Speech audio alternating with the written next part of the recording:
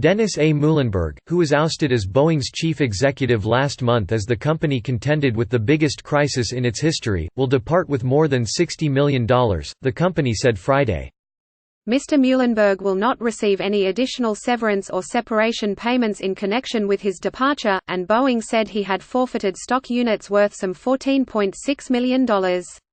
But the value of the other stock and pension awards he is contractually entitled to receive is worth $62.2 million, the company said.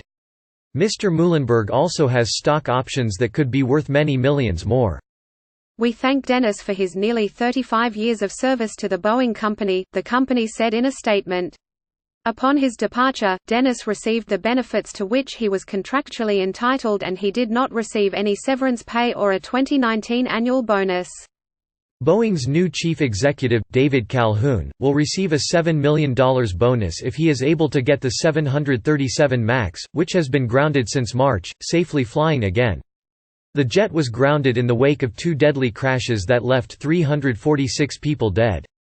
The issue of Mr. Muilenburg's compensation was the source of heated exchanges during his testimony before Congress in October.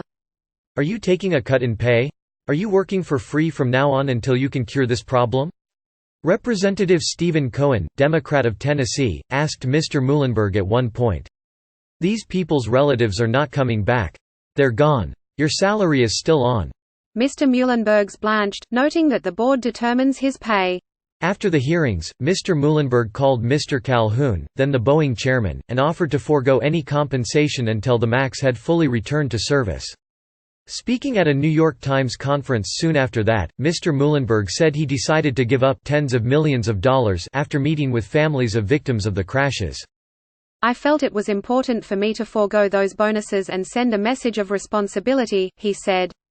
Boeing said Mr. Calhoun, who starts as chief executive on Monday, would receive a base salary of $1.4 million and be eligible for an annual target bonus of $2.5 million, long-term incentive awards worth $7.5 million and restricted stock units worth $10 million. Mr. Calhoun will receive an additional bonus of $7 million if the company reaches key milestones, including fully returning the MAX to service.